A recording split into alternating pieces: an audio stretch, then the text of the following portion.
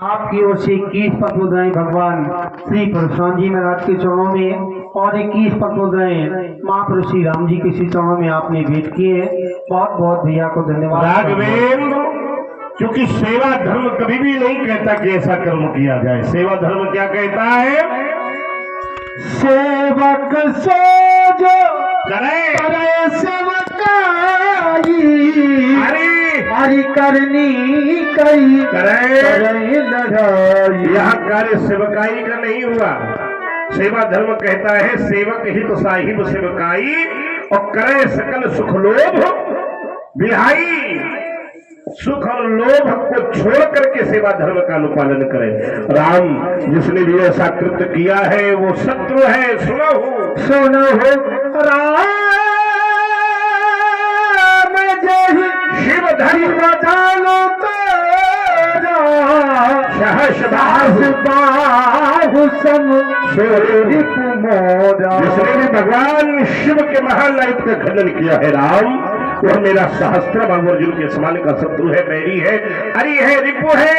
अगर आज वो मुझे नहीं मिला तो मिथिला में क्या क्या हो जाएगा सो भी लिखाओ किसी ने कल्पना समाजा न तुम्हारे जई है सब राजा।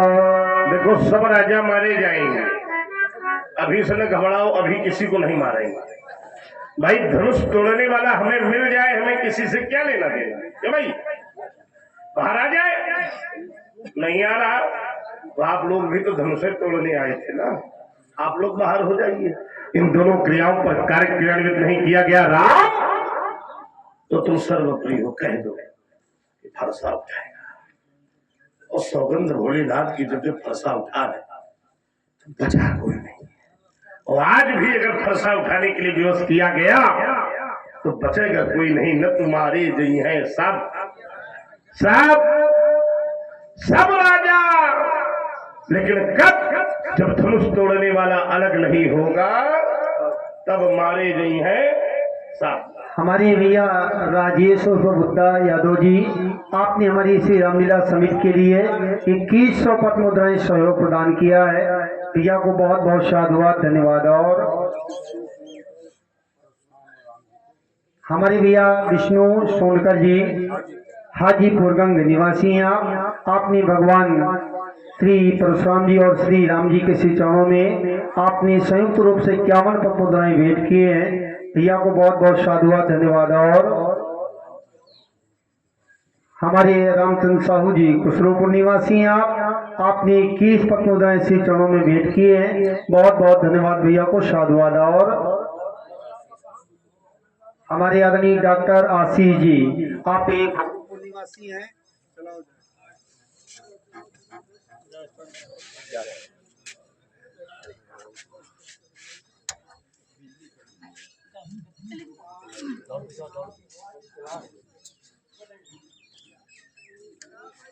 व्यास जी नहीं डरे हो?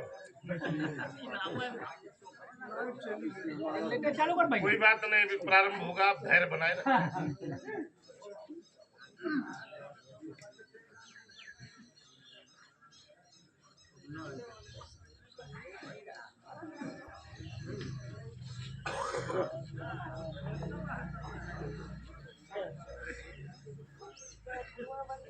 गा के नहीं गा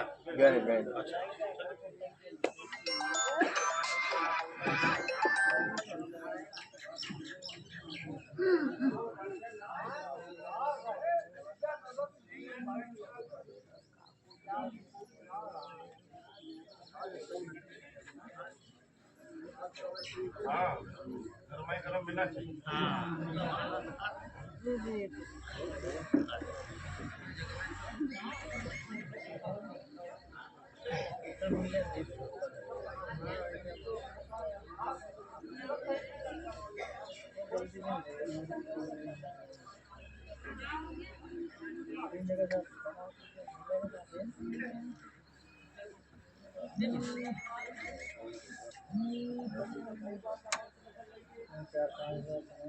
आप बोले रहो। Hello hello doctor Ashish ji Gokul निवासी हैं आप, आपकी ओर से ये 51 पद रहे हैं भगवान परशुराम जी और महापुरुष श्री राम जी के श्री चरणों में आपने भेंट किए हैं। डॉक्टर साहब को बहुत बहुत धन्यवाद, बहुत बहुत साधुवाद।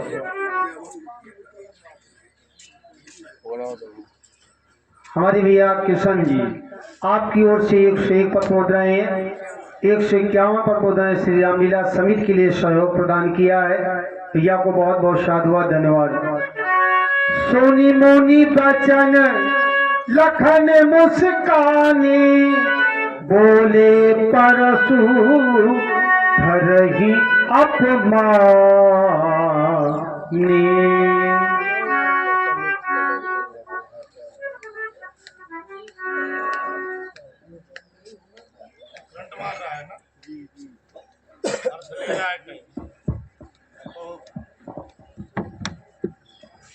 सुना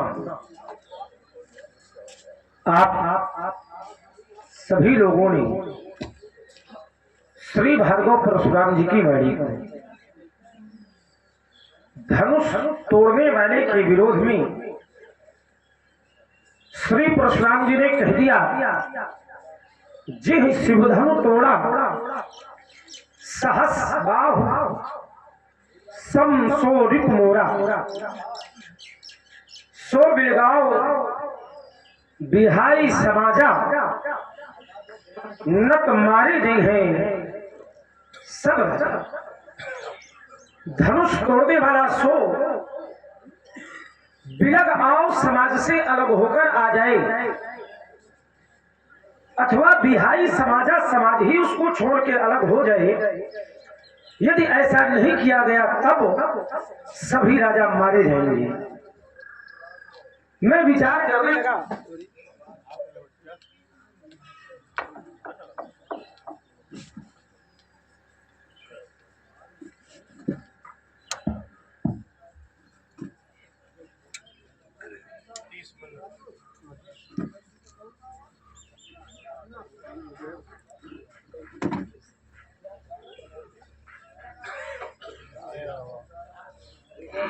जहाँ लागत में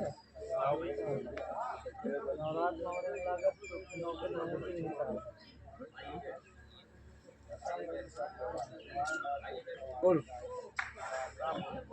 है बंद कर दिया करते थी, मशीन ही बंद कर दी।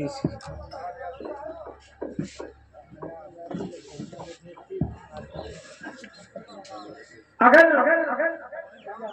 धनुष तोड़ने वाला परशुराम जी महाराज को प्राप्त नहीं हुआ तो सभी राजा मारे जाएंगे।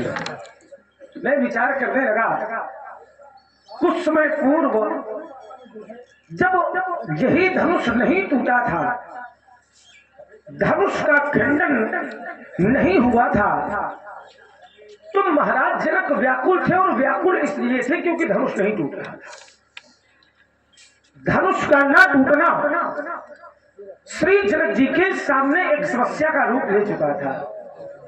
धनुष तोड़ने वाले ने धनुष को तोड़ करके श्री जनक जी की समस्या का समाधान कर दिया। अब समस्या श्री भार्गव परशुराम जी के सन्मुख है, और समस्या यह है कि टूटा तो कहीं तोड़ा, किसने तोड़ा? जब तक टूटा नहीं था तो समस्या थी कि कोई तोड़ नहीं रहा, अब टूट गया तो समस्या है कि किसने तोड़ा।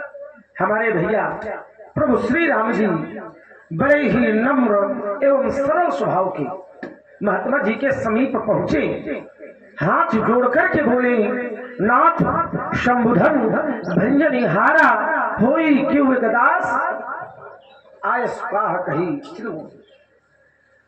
लेकिन भैया के विचारों से युक्त नम्र वाणी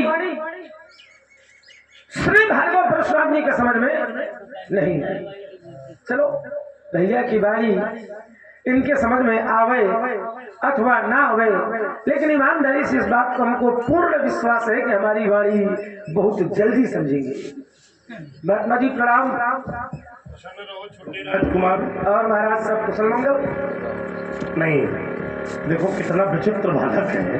भगवान शंकर का धनुष टूटा पड़ा है, ये हमसे कुशल मंगल पूछ रहा है। नहीं, इस समय हमारे जीवन में न कुशलता है और ना मंगल है। चलिए महाराज कहते भैया परशुरामी करेगा है ऐस न कर दी नहीं होगी, हम रहा नहीं हो रहा है। परशुराम जी महाराज कहते हैं कि भगवान शंकर का धनुष टूट गया है, इसलिए न कुशल है न मंगल है। तो मैं विचार करने लगा और चिंतन करें आप लोग, धनुष के टूटने से कुशलता गई है या आई है? विचार करिए। जब तक धनुष नहीं टूटा था तो मिथिला में स्थिति ये बनी थी, जनक वचन सुन सब नर नारी, देख जानकी भय दुखारी। जब तक धनुष नहीं टूटा था तब तक यहाँ सब दुखी थे, लेकिन जैसे ही प्रभु दो चाप खंड में डारे तो देख लोग सब भय सब सुखी हो गए। कब? जब धनुष टूट गया तब। जब तक धनुष नहीं टूटा था तो कुशलता का अभाव था, लेकिन जैसे ही धनुष टूट गया तो कुशलता ही कुशलता होगी। आपने कह दिया जिन शिवधनु तोड़ा, सहस बाहु सम सो रिप मोरा, सो मिलगाओ बिहाई समाजा, नप मारे जी हैं सब राजा। मैं विचार करने लगा।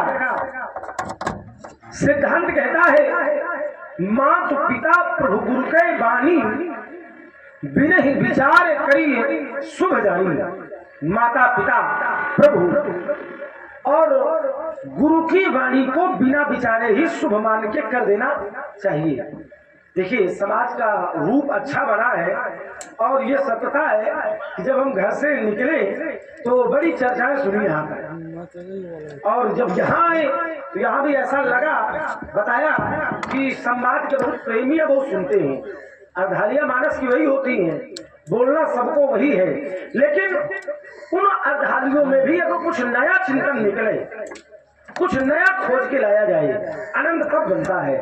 तो सभी लोग अपना अपना ध्यान और अपने अपने कान हमारी ओर लगा करके एकाग्र मन से पवित्र हृदय से इस राम रूपी गंगा में, एक गंगा मैया का प्रवाह समीप है और एक गंगा मैया का प्रवाह ये भी है क्योंकि राम कथा मंदाकिनी है ना। तो पवित्र हृदय से इस राम कथा रूपी गंगा में डुबकी लगाने का प्रयास करें, और मेरा विश्वास कहता है कि जब आप पवित्र हृदय से राम कथा रूपी गंगा में डुबकी लगाएंगे तो जीवन का कल्याण सुनिश्चित है।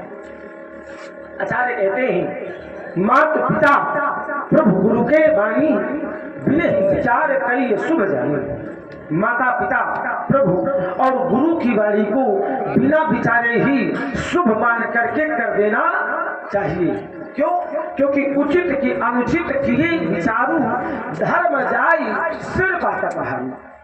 अगर माता पिता प्रभु और गुरु की वाणी पर अनुचित या उचित का विचार किया जाएगा तो धर्म चला जाएगा और पाप। माता पिता प्रभु और गुरु की वाणी पर विचार नहीं करना चाहिए। मात्र एक स्थान को छोड़, एक स्थान ऐसा भी है जहाँ विचार उचित है, अन्यत्र कहीं भी विचार नहीं करना चाहिए। तो मैं विचार करता हूँ कि धनुष तोड़ने वाले ने धनुष को निज इच्छा से तोड़ा है कि गुरु जी क्या क्या सीखा। एक स्थान कौन सा है वो भी बताते हैं। चलो आप कहते हैं कि एक स्थान कौन सा है, तो एक स्थान अब है अगर संसार के गुरु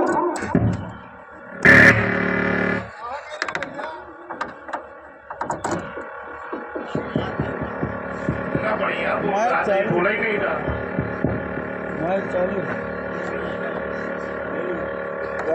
माइक बदल दो ना, वो माइक से नहीं है, माइक का नहीं बदल रहा है, क्या कर दो? माइक से नहीं है। क्यों बंद हो गया? वो निकाल दिया तुमने। अरे कुछ नहीं। हरिओम।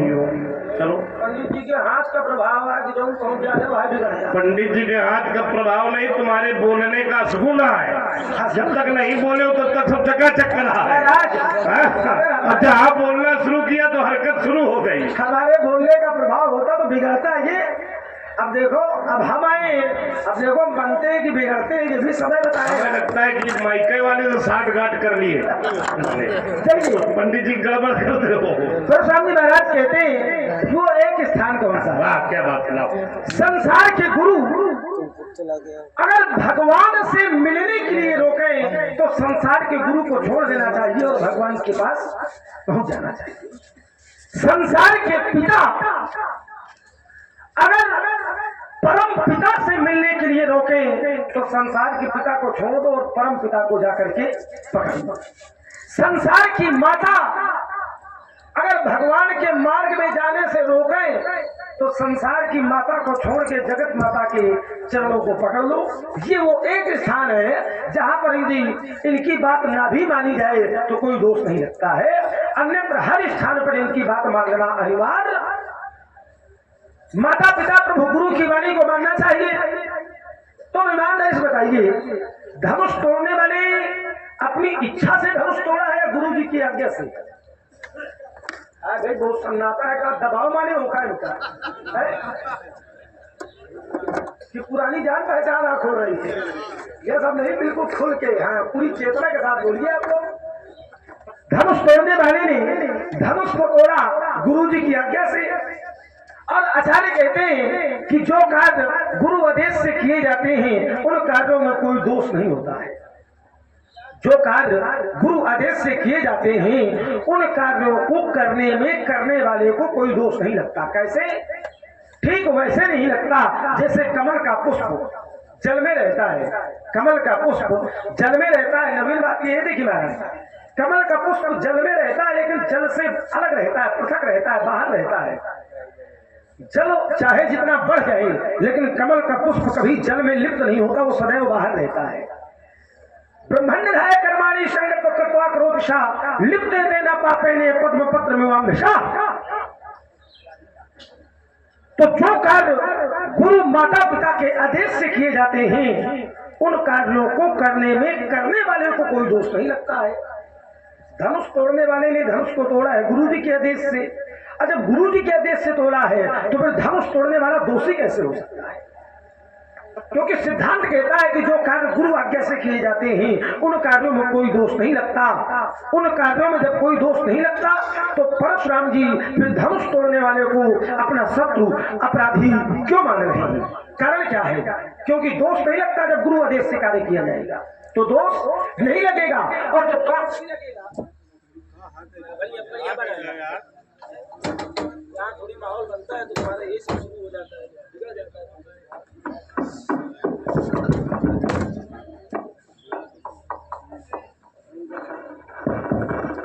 हरिओम। कोई दोष नहीं लगता है। और जब दोष नहीं लगता तो फिर परशुराम जी महाराज धनुष तोड़ने वाले पर दोष का दर्शन क्यों कर रहे हैं? अपार क्रोध है, क्रोध का कारण धनुष का टूटना। एक बात बता दे महाराज आपको, गौ धर्म ही तोरी लड़काई असरिस कबहु न केन गोसाई। मैंने बाल अवस्था में लड़काई में बहुत सी धर्म यहाँ तोड़ डाली, तब आपने ऐसा क्रोध कभी नहीं किया। आज अपार क्रोध है कारण धनुष का टूटना। एक बात बता दें, इस धनुष पर ममता क्या, इस धनुष पर आपकी ममता है? और यदि है तो कहीं हेतु, उसका हेतु क्या है, उसका कारण क्या है? पूजनीय, प्रातः स्मरणीय, नित्य वंदनीय, श्रद्धेय श्री भार्गव परशुराम जी महाराज बताने की कृपा करें। यदा यदा मुंचित वाक्य वाणम तदा तदा जाति कुल प्रमाणम।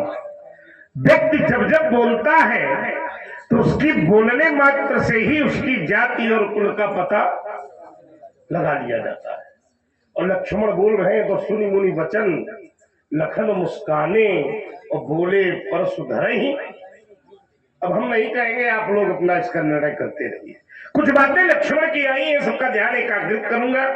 और जिसके लिए आप लोग बैठे हैं कि कुछ नवनीत मिले, लक्ष्मण ने अपना पक्ष, अपना पासा फेंक दिया। लक्ष्मण ने कहा कि समस्या थी, धनुष नहीं टूट रहा था, तो राजा जनक की समस्या थी, टूट गया तो परशुराम जी की समस्या है। अच्छा, थोड़ा समस्या को देख ले। समस्या दो प्रकार की होती है। एक समस्या होती है स्वजनित, जो स्वयं पैदा कर दी जाए, और एक समस्या होती है दैवीय, जो भगवान के द्वारा पैदा कर दी जाए। जैसे सब प्रबुद्ध लोग बैठे हैं, ईमानदारी से बताइए कि फसल खड़ी है और ओला वृष्टि हो जाए और खेत नष्ट हो जाए, तो लोग बात क्या कहते हैं? कहा करण भगवान की इच्छा, यही तो कहते हैं। एक दिन को मदिरा पी आए और अपनी पकी फसल में आगी लगा दे, और जब नशा उतरे तो रो आवे। लोग कहे क्यों रो रहे? बोले फसल नष्ट हो गई। तो लोग कहेंगे जब स्वयं नष्ट कर दी नो तो भागो। क्यों भाई? तो राजा जनक की जो समस्या है वो प्रकृति प्रदत्त समस्या नहीं थी, दैवीय समस्या नहीं थी, वो स्वजनित समस्या थी, और उसी समस्या के कारण ये धनुष टूटा, जिसके कारण ये समस्या खड़ी। तो परशुराम की समस्या जनक के द्वारा स्वयं पैदा की गई। क्यों भाई? इसको समझना पड़ेगा। और उसका प्रमाण, क्योंकि हमारी तुम्हारी बात बेटा शास्त्रीय है, कोई ऐसे गप पुराण वाली थोड़ी है। सोई पुरारी को दंड कठोरा, राज समाज आज जही तोरा, त्रिभुवन जय समेत वैदेही, और बिना ही विचार बरहु हट। 8 प्रकार के विवाह हैं। सब विवाह जब जोड़े गए, उसमें सबसे पवित्र विवाह ब्रह्म विवाह है, दूसरा विवाह गंधर्व विवाह है। इसी विवाह को हम लोग स्वयंवर कहते हैं। अब ध्यान देना, सीता का विवाह होना था इच्छित। मैं बिंदु बना रहा हूं और सावधानी से इसको समझो। सीता का विवाह होना था इच्छित, क्योंकि नारद वचन सदा शुचि और सो वर मिली ही जा ही मन। सीता का विवाह होना था इच्छित, लेकिन जनक जी ने उसको बना दिया लक्षित। क्यों भाई? इच्छित प्रक्रिया को लक्षित बनाना तो दोषी तो जनक जी है बेटा। यह बात सही है, इसलिए लक्ष्मण को समझा दो। इसको विचार करना पड़ेगा। देखिए, एक बिंदु बना। एक बिंदु इन्होंने कहा कि जब तक धनुष नहीं टूटा था तो कुशलता नहीं थी, टूटा है तभी कुशलता है। अच्छा, एक बात बताओ, प्रश्न अंक गणित का हो, उत्तर नागरिक शास्त्र का लिख दिया जाए तो क्या वो सही है? जोर से बोलो। अच्छा, प्रश्न किससे किया गया? पंडित जी सब कुशल मंगल। हमने कहा नहीं बेटा, बड़ा विचित्र बालक है। और उत्तर किसका दे रहे हैं? बोले ये सब कुशल है। अरे भाई, प्रश्न हमसे हुआ है, हमारी कुशलता ढूंढो, लोगों की कुशलता का उत्तर मत दो। चलिए, मेरे जीवन में कुशलता क्यों नहीं है? क्योंकि तुमने कहा कि जब तक भगवान का भजन नहीं होगा, भगवान की निकटता नहीं होगी, तब तक जीव में कुशलता। दोनों हाथ उठाकर स्वीकारता हूं, मेरे लिए मेरे भगवान भगवान शिव हैं, क्योंकि जाकी रही भावना जैसी। और आगे वाली भूल गए, जरा बताओ आचार्य जी। प्रभु मूरत देखी तिल। कोई परशुराम से पूछे कि तुम्हारे भगवान कौन? हमारे भगवान भगवान शंकर। तो कुशल और मंगल को शंकर जी में ही हम देखते हैं। सुकृत शंभु तन विमल विभूति। अरे भगवान शंकर के तन पर लगी भस्म भी मंगल को जन्म देती है। सुकृत शंभु तन विमल विभूति, मंजुल मंगल मोद प्रसूति। और ये धनुष किसका है? तुम्हें गंगा की कसम सही सही बताओ। महादेव के राज। तो जब शंकर जी के भस्म से मंगल और कुशलता है, और ये धनुष शंकर जी का है, और तोड़ने वाले ने उसको तोड़ दिया है, और हम कुशलता भगवान शंकर में देखते हैं, तो क्या परशुराम के जीवन में कुशलता मंगल हो सकती है? नहीं हो सकती। अंतिम बात तुमने कही कि माता पिता प्रभु गुरु के बानी बिने ही विचार करिए शुभ। बोले एक स्थान पर माता पिता गुरु की बात तो नहीं, इसको थोड़ा सा और परिमार्जित करो। 4 स्थान ऐसे हैं जहां माता पिता गुरु की वार्ता पर विचार कर लेना चाहिए। भोजन, मान लो गुरुजी भोजन कर रहे हैं, चेला ने कहा गुरुजी एक और ले लो। गुरुजी ने कहा नहीं नहीं बस, और चेला न माना, एक और धर दी ने। क्या नरक में चला जाएगा क्या? यानी भोजन में, दूसरा भजन में, तीसरा दान में, और चौथा अब चेला पांव दाब रहा है। गुरुजी ने कहा बस, इनके चेला हो तो परखे रहा है कि गुरुजी कब कहा है बस।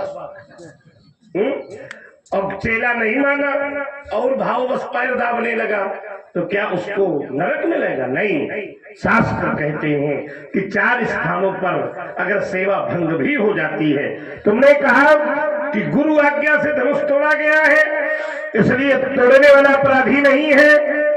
तो गुरु आज्ञा कभी कभी ऐसी भी होती है कि जिन पर विचार किया जा सकता है।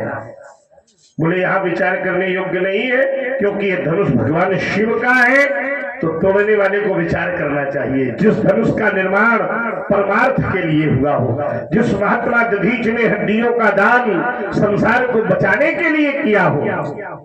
अच्छा, इसमें एक नवीन चिंतन लगाए थे, थोड़ी यात्रा हो जाए। तुम कहते हो कि धनुष तोड़ने वाले को आदेश गुरुजी ने दिया है, और तुम्हारा भैया कहता है नाथ शंभु धनु भंजनी हारा हुई है क्यों एक दास। तुम्हारा भैया कहता है धनुष तोड़ने वाला परशुराम जी का चेला है, और लक्ष्मण कहता है कि उसका गुरु कोई दूसरा है। तो हम बात किसकी माने? वो हमारा दास है या लक्ष्मण की माने कि उसके गुरुजी ने आदेश दिया है?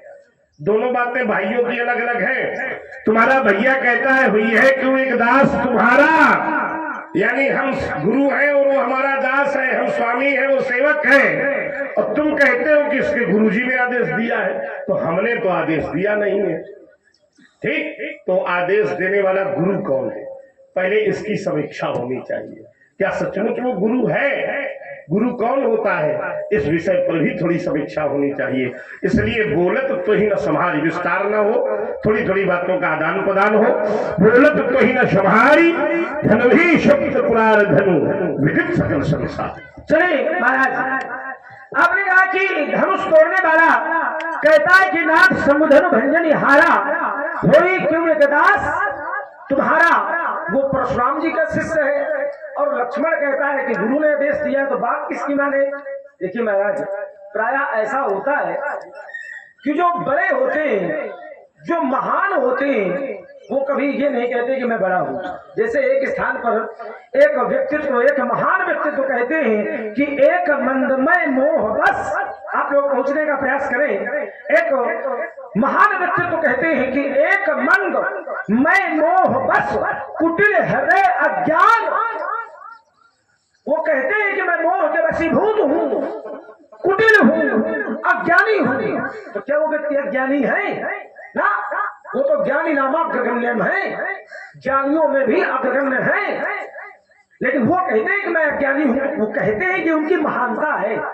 जैसे धनुष तोड़ने वाला कहे कि मैं संसार में ब्राह्मणों का दास हूँ, भगवान कहें कि मैं अपने भक्तों के बस में हूँ, अपने भक्तों का दास हूँ, तो ये भगवान की महानता है कि वो कह रहे हैं कि मैं भक्तों का दास हूँ। इनके जैसे भक्त हो तो सही में भगवान का दास मान के बैठ जाए। विचार करो, तो ये उनकी महानता है। आपने कहा कि इस धनुष के द्वारा परमार्थ हुआ था। महाराज, इसको थोड़ी समझना पड़ेगा। विषय ये नहीं है कि परमार्थ हुआ था, विषय ये है कि क्या गुरु के आदेश पाने पर जो कार्य किए जाते हैं उन कार्यों में भी दोष लगता है क्या? चलो हम एक उदाहरण देते हैं, और उदाहरण और कहीं से नहीं, हम परशुराम जी से उदाहरण दिए थे। भाई, इनसे हमारी वार्ता हो रही है तो उदाहरण भी इन्हीं के घर से होना चाहिए, क्यों भाई? आचार्य कहते हैं कि परशुराम पितु आज्ञा राखी, मारी मात लोक सब। परशुराम जी ने अपनी माता का वध किया था कि नहीं? अच्छा, किसके कहने से किया था? पिताजी से। माता का वध करना ये कार्य वंदनीय है या निंदनीय है? निंदनीय है। माता का वध करना ये कार्य अनुचित है या उचित है? अनुचित है। लेकिन परशुराम जी ने माता का वध किया, लेकिन परशुराम जी को कोई दोष नहीं लगा। क्यों? दोष लगना चाहिए था, लेकिन दोष नहीं लगा। अच्छा, क्यों दोष नहीं लगा? परशुराम जी को दोष इसलिए नहीं लगा क्योंकि पितु आज्ञा रखी, पिता की आज्ञा थी, और पिता की आज्ञा को पाकर इन्होंने माता का वध किया, इसलिए दोष नहीं लगा। अगर पिता की आज्ञा पाने से परशुराम जी महाराज माता का वध कर सकते हैं और उनको दोष नहीं लगा, तो फिर गुरु के आदेश से धनुष तोड़ने वाला धनुष को तोड़ के दोषी कैसे बन सकता है? विचार करिए। ये तो तुमने लगाई, विचार करिए आप लोग।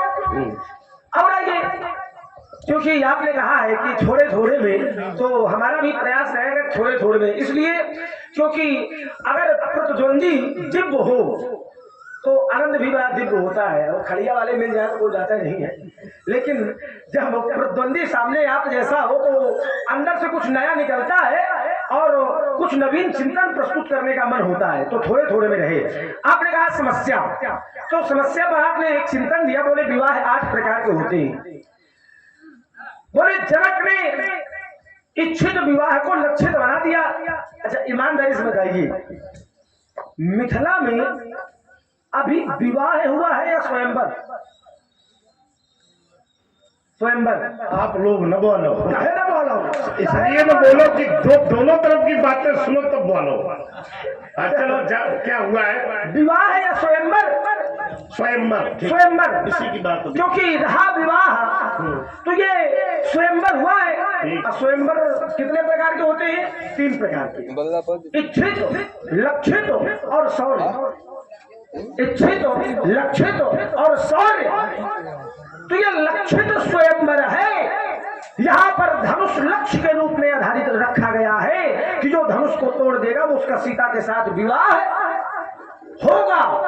हुआ नहीं, होगा। कब होगा? जब धनुष तोड़ दिया जाएगा तब होगा। अच्छा, क्यों रखा है? क्यों रखा है? क्योंकि सीता साधारण नहीं। सीता साधारण नहीं, ये मेरा भाव है। सीता साधारण नहीं है, धनुष भी साधारण नहीं है, सीता साधारण नहीं है, और ये धनुष भी साधारण नहीं है। तो मेरा विश्वास कहता है कि जिसने धनुष तोड़ा होगा वो भी साधारण। असाधारण के लिए, असाधारण की प्राप्ति कराने के लिए इस धनुष को बीच में लक्ष्य के रूप में रखा गया। चलिए, अच्छा, बड़ी अच्छी बात आ गई। धनुष साधारण, सीता साधारण, धनुष असाधारण और तोड़ने वाला भी असाधारण। एक बात और जोड़ लो, सीता साधारण, धनुष असाधारण, तोड़ने वाला असाधारण और ताल ठोकने वाला भी असाधारण। जबरदस्ती है। अब कैसे जबरदस्ती? जबरदस्ती है। जबरदस्ती नहीं, सीधा सीधा टूट रहा है। तो खेल सब असाधारण वाला है, तो ये गेहूं के बीच में घुल का है पिस रहा है।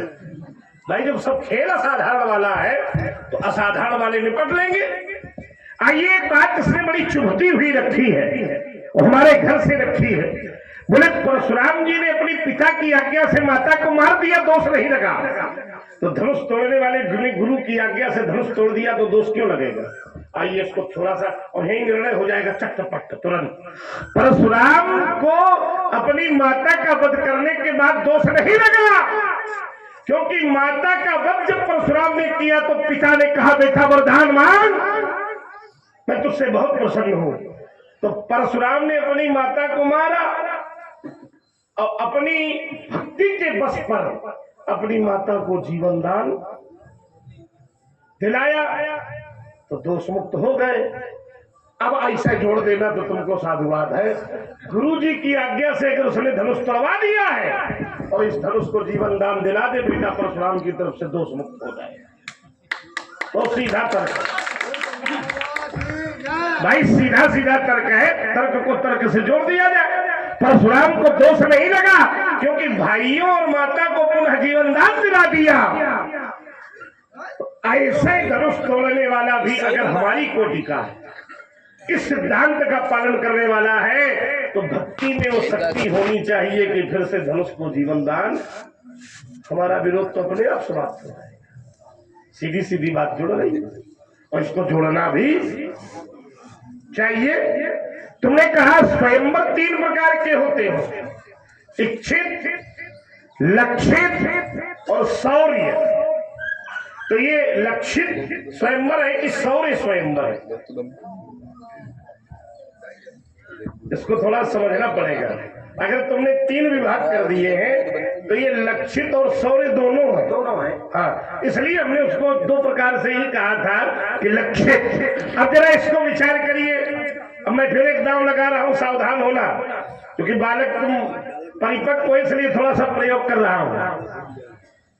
बोल दो, बोलो बोलो, जो कुछ बोल रहा हूं जल्दी बोलो। और हमारे आदरणीय श्री बल्लू तिवारी जी हाजीपुर गंग, आपकी ओर से 51 पद मुद्राएं भगवान परशुराम जी और श्री लक्ष्मण जी महाराज के चरणों में आपने भेंट किए हैं। आदरणीय तिवारी जी को बहुत बहुत साधुवाद, धन्यवाद। और आदरणीय श्री बल्लू तिवारी जी हाजीपुर गंग, आपकी ओर से हमारी रामलीला समिति के लिए सहयोग 501 पद मुद्राओं से किया गया है। भाई तिवारी जी को बहुत बहुत साधुवाद, धन्यवाद। और हमारे आदरणीय भैया श्री धर्मेंद्र सिंह जी अमौरा निवासी, आपने भी 11 पद मुद्राएं संयुक्त रूप से श्री चरणों में आपने भेंट किए हैं। बहुत बहुत साधुवाद, धन्यवाद। अब देखो नया मिलेगा तुमको, विचार करिए। तुमने कहा कि गुरु की आज्ञा बिना विचारे मान लेनी चाहिए, और नारद जी किस पद में है? गुरु पद में है। आइए व्यासी बैठे, आइए एक यात्रा, एक धारा बना दो। जब इस विवाह को नारद जी के द्वारा इच्छित कह दिया गया था, तो नारद के वचनों का प्रतिरोध करके इसको लक्षित क्यों बना दिया गया? आइए, इच्छित का मैं प्रमाण, लक्षित इच्छित का मैं प्रमाण दे रहा हूं। माता पार्वती ने सीता से कहा था, सीता क्यों परेशान हो? नारद वचन अरे सदा सुचि साचा। तुम्हारे जन्म के समय नारद ने वरदान दिया था, नारद बचन सदा सुचि साचा, और 100 बर मिली ही जाहि मन राजा। तो जब गुरु की वार्ता पर विश्वास करना चाहिए, ये बात नारद जी ने जनक से ही बताई। इसके कई प्रमाण है, कई शास्त्रों में अलग अलग विधा से। तो जब नारद के वचनों पर विश्वास करना चाहिए, क्योंकि मेरी मैया पार्वती कहती है कि बरू पावक प्रकट शशि माही। विचार करना, मैया पार्वती कहती है कि एक घड़ी चंद्रमा में आग प्रकट हो सकती है, भरुतावक प्रकटय शशि माही, पर नारद वचन अन्यथा नाही। तो जिस गुरु का पक्ष लिए खड़े हो तो हम उसी में दांव लगा रहे हैं। तो नारद जी गुरु हैं और जनक जी से कह रहे हैं, 100 बर मिली ही जाहि मन राजा। जब इस विवाह को उन्होंने इच्छित प्रक्रिया से होने के लिए बताया था, तो फिर जनक ने इसको लक्षित करके उस गुरु आज्ञा का ही विरोध कर दिया। और हमारे आदरणीय भैया श्री मनोज दीक्षित जी अमरा निवासी, आपकी ओर से संयुक्त रूप से चरणों में 21 पद मुद्राएं आपने भेंट किए हैं। सम्मानित दीक्षित जी को धर्मन से बहुत बहुत साधुवाद। चलिए महाराज, हमारा एक सिद्धांत रहता है कि ईमानदारी हम पूरी देते हैं। हाँ, ईमानदारी पूरी रहेगी, तो इसके लिए आपको हृदय से साधुवाद है कि आपने जो तर्क दिया है वो बहुत अच्छा दिया। इसलिए कि ऐसा तर्क, ऐसा हमने पक्ष धरातल बनाया था कि बड़े से बड़े महात्मा बीच में टकरा जाते हैं। चलिए, आपने कहा कि नारद जी ने जनक से कहा था, तो जनक को बात माननी चाहिए थी, लेकिन चलो हम इससे भी निकल के जाएंगे आगे। आओ आओ, हाँ, निकल के जाएंगे। अब तो ये ठंडा चलते ही रहेंगे, निकल लो। आपने अपना दाव दिया है, अब मेरा दाव आप संभालो। लाओ लाओ। भाई, नारद जी ने जनक जी से कहा, तो नारद जी कौन है? गुरु ने कहा कि 100 बर मिले वही बर मिलेगा, लेकिन गुरु के बाद जो जगत गुरु है भगवान शंकर, वो जनक जी से कहते हैं, धनुर्मति दीयम तगे है पूजते तो पूर्वजई कछु प्रतिज्ञान तोया का दे तोड़नाए भंगाए जा। नारद जी है गुरु और भोले बाबा है जगत गुरु। आचार्य कहते हैं समारे बोले तुम त्रिभुवन गुरु वेद बखाना। ईमानदारी से बताओ, गुरु की बात मानियो कि जगत गुरु की? जगत गुरु की। तो गुरु ने कहा कि 100 वर मिले, लेकिन जगत गुरु ने कहा कि मेरा धनुष रखा है तुम्हारे घर में, उसमें प्रतिज्ञा करो, उसमें प्रतिज्ञा करो। और जब गुरु बाबा जगत गुरु कह रहे हैं प्रतिज्ञा करो, तो फिर तुम कहे बड़ी अम्मा बन के भी कुछ और आइए बड़ी अम्मा देखो तो कितना बाचाल बालक। एक बात आपने बड़ी तीखी और चुभती हुई थी, बोले देखो तीखी और चुभती हुई लोग तो शरीर मजबूत होगा। नहीं बिल्कुल सत्य है, लेना सीखो, सत्य है, लेते हो इसलिए ठीक है, स्वागत है उसका। तो ठीक है महाराज, आपने कहा कि परशुराम की तो आज्ञा राखी। परशुराम को इसलिए दोष नहीं लगा क्योंकि परशुराम जी ने माता का वध किया और भक्ति की शक्ति को लगा करके माता को जीवन दान दे दिया। समाज के लोगों ने बड़ा समर्थन किया। अच्छा ईमानदारी से बताओ, चोरी नहीं, भोले बाबा की सौगंध है। अगर देखो कसम खवानी में उतर आया। चलो अच्छा बताओ, अब यश क्यों नहीं लगा? जीवन दान दिया इसलिए कि पिताजी की आज्ञा थी इसलिए। देखो विषय वस्तु जो है वो माता जी को जीवन दान दिलाना ये बहुत बड़ी उपलब्धि है। नहीं उपलब्धि भी एक क्षण, इसीलिए उस दोष को शास्त्रों ने सर्वमान्य नहीं किया। जितने भी इतना बड़ा दोष है, परशुराम पे तो आज्ञा राखी मारी मात लोक सब साक्षी साक्षी बने। इस घटना ने परशुराम की प्रशस्ति नहीं दी, लेकिन जैसे ही माता जी को जीवन दान, मैं अगले क्रम में पढ़ूंगा बीच में। चलिए महाराज आप कहते हैं, लेकिन हमारा मानना तो ऐसा है और अर्धाली भी यही कहती है कि परशुराम जी को दोष इसलिए नहीं लगा क्योंकि पितु आज्ञा राखी। आप इसको काटने का प्रयास कर रहे हैं, मैं एक दूसरा उदाहरण दिए देता हूँ। आचार्य कहते हैं जैसी समारे बोले तनये जयाति यौवन तयऊ, तनये जयाति यौवन तयऊ, पर पितुआ क्या अघ अजस न भयऊ। राजा ययाति ने शुक्राचार्य की पुत्री से, आप तो जानते हैं, विवाह किया। शुक्राचार्य जी क्रोधित हो गए, उन्होंने राजा ययाति को श्राप दे दिया कि तुम्हारा यौवन कामना है, तुम युवा अवस्था में ही वृद्ध हो जाओ। राजा ययात ने सोचा अब क्या करूं, तो राजा ययात ने अपने पुत्रों से उनका यौवन उनकी जवानी मांग ली। पुत्रों ने दे दिया, लेकिन पुत्रों को कोई दोष नहीं लगा। क्यों नहीं लगा? क्योंकि पितु आज्ञा अघ से न, पिता की आज्ञा थी, पुत्र ने दे दिया, पिता की आज्ञा थी, इसलिए सुधार करना पड़ता है।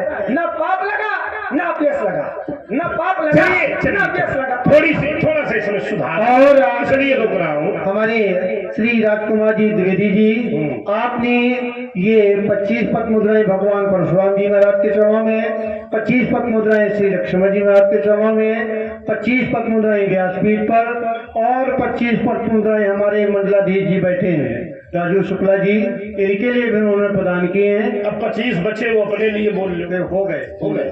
बहुत बहुत साधुवाद। जिसने दिए वो व्यास जी को भी दिला।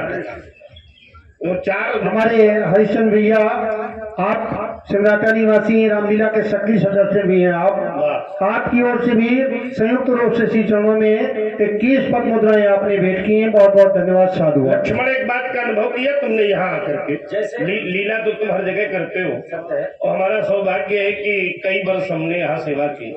क्यों भाई, आप लोग भी देखिए, अगल बगल भी खूब आना हुआ, लेकिन जो आनंद की अनुभूति इस जगह आकर के हो जाती है वो अन्य जगह नहीं होता। महाराज यहाँ उसका एक कारण है, मैं आपको बता रहा हूँ। जैसे कथा घर में सुन ली जाए उसका फल मिलेगा, लेकिन वही कथा अगर गंगा जी के किनारे सुन ली जाए उसका फल 1000 गुना बढ़ेगा। तो माता गंगा की गोद पर बैठकर हम लोग ये सेवा दे रहे हैं, तो हम लोगों का भी सौभाग्य। वास्तव में तुम पहली बार आए हो, इसकी अनुभूति कर लेना। बहुत एक दिव्यता का आभास होता है, देख करके हृदय को शांति मिलती है, ऐसा लगता है। स्नान किया कि नहीं किया? नहीं, अब स्नान होंगे। अब हमारे साथ होंगे स्नान। आइए थोड़ा सा चर्चा कर रहे हैं, क्योंकि भागवत के लिए आचार्य बैठे हैं।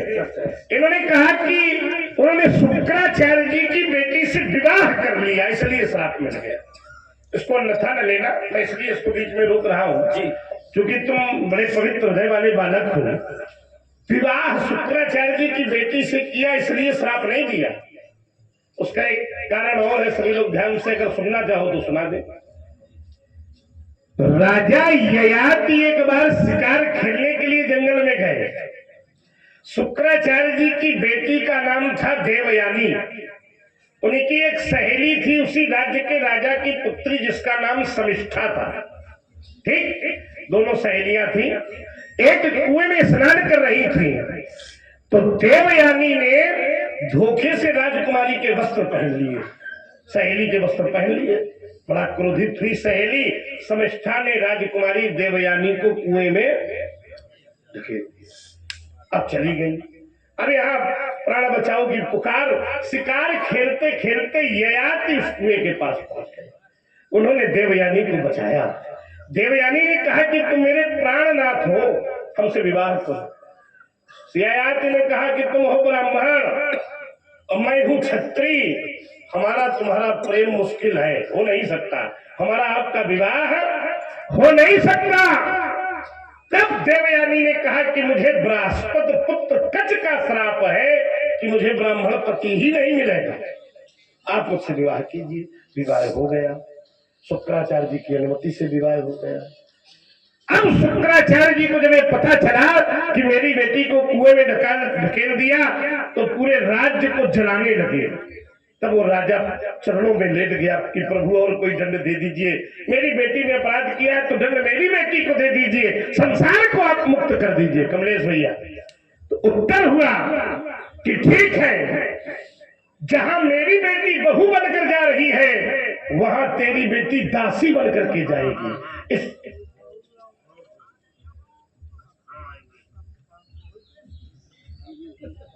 निपटा लो, पहले आप निपटा लो। चलिए, अच्छा था, बहुत महत्वपूर्ण विषय है। और यद्यपि जानकार लोग जानते होंगे, और भागवत सुनने वाले लोगों ने, एक तो दुर्भाग्य ये है कि आजकल कथा के व्यास भी सब 4-4, 5-5 महीना वृंदावन रही के कथावाचक बन रहे हैं। विचित्र। तो विचार करिए, जो मूल विषय है उसको समझिए। तो समिष्ठा का भी विवाह ययाति से हुआ, लेकिन एक शर्त लगा दी कि दासी बनकर रहेगी, इससे तुम कभी मिलन नहीं करोगे ययाति। तब देवयानी और ययाति के 2 पुत्र हुए, यदु और तुवर्ष, और चोरी छुपे समिष्ठा के 3 बेटे हुए। ठीक, ये बात जब पता चली शुक्राचार्य जी को कि मेरे मना करने के बाद भी ययाति ने उस दासी से पुत्र पैदा किए हैं, तब क्रोधित होकर शुक्राचार्य जी ने उस अपने दामाद को ही श्राप दे दिया कि जा तू बुढ़ा होगा। ये इसकी मूल कथा है, या ऐसा ही है। इसका प्रमाण भागवत के नवम स्कंद में 24 अध्याय हैं, उनमें लगभग ये 14 या 15 अध्याय की कथा है। लगभग, मैं एक अनुमान आपको बता रहा हूं। तो इसलिए श्राप मिला, और उसको राजा सबसे छोटे बेटे पूर्व ने जवानी दी, 4 बेटों ने जवानी देने से मना किया, इसलिए ययाति ने अपने 4 बेटों को श्राप दे दिया कि तुम्हारे वंश में कोई चक्रवर्ती। और उसी कथा के अंतर्गत जब 10वें स्कंद में स्वयं परमात्मा को उनके नाना कहते हैं कि तुम राजा बन जाओ, तो अपने नाना से कहते हैं भगवान कि ययाति शापात यदुर्भियान, मेरे पूर्वज ययाति ने मेरे पूर्वज यदु को श्राप दिया था कि मेरे वंश में कोई चक्रवर्ती नहीं बनेगा, इसलिए मैं राजा नहीं बन सकता। ठीक है ना? तो इस प्रकार आप लोग इस कथा का विवेचन कीजिए।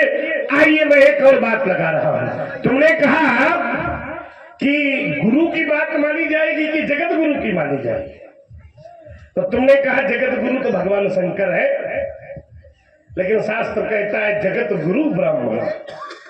संसार में जगत गुरु ब्राह्मण है, और अग्नि पुराण का सूत्र है। एक बात मैं लगा रहा हूं, ध्यान से समझिए, यद्यपि तुम्हारे सूत्र का हम इसलिए विरोध नहीं करेंगे कि यद्यपि एक सलाह भी आपको देंगे कि ये सूत्र जो है ये आपातकालीन दरवाजा है, इसको न पढ़ा जाए, क्योंकि 4 वेद 6 शास्त्र 18 पुराण उपनिषदों में ये सूत्र कहीं है नहीं।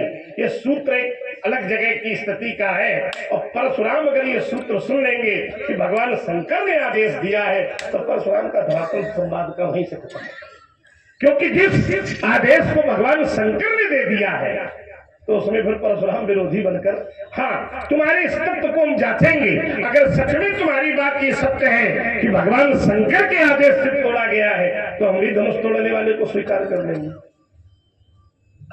ये बात तुम्हारा भैया कह दे आकर के, ये बात विश्वामित्र जी कह दे आकर के, ये बात यहाँ के ऋषि मुनि कह दे आकर के।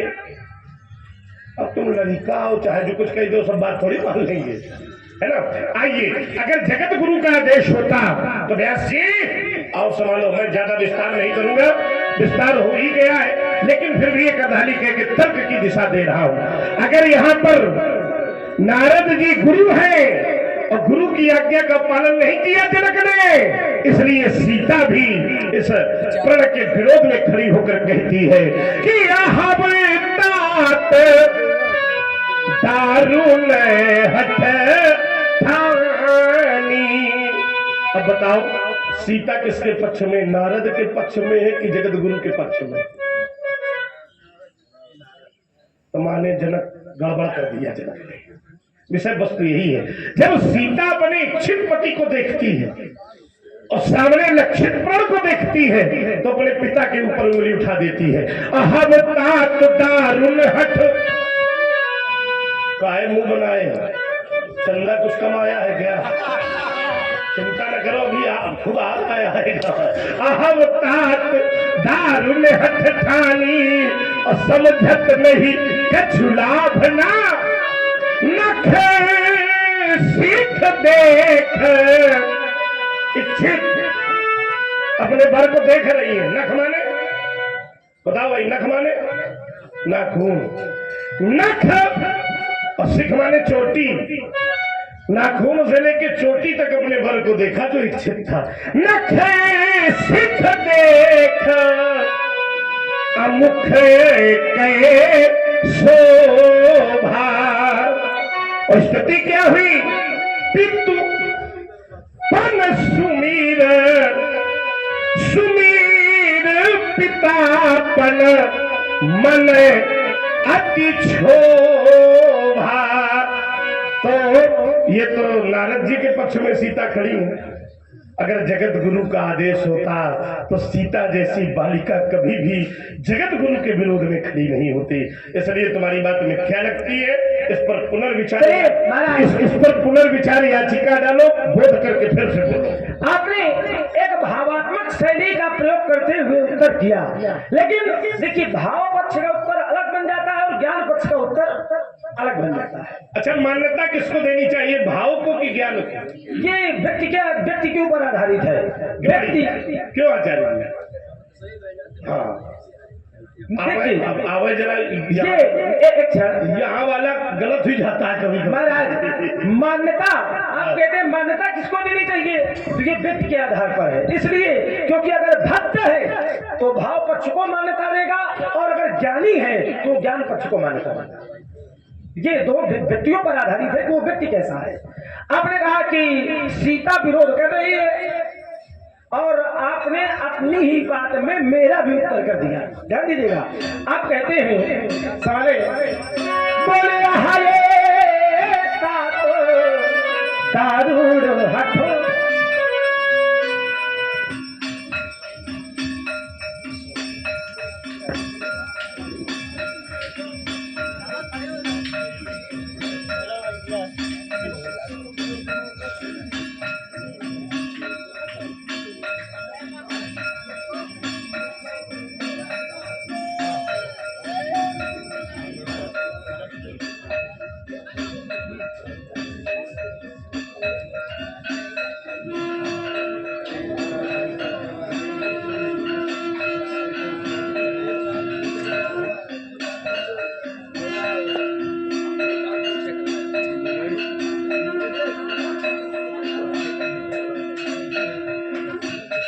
थोड़ा देर में कर दे लाल चुका हो जाए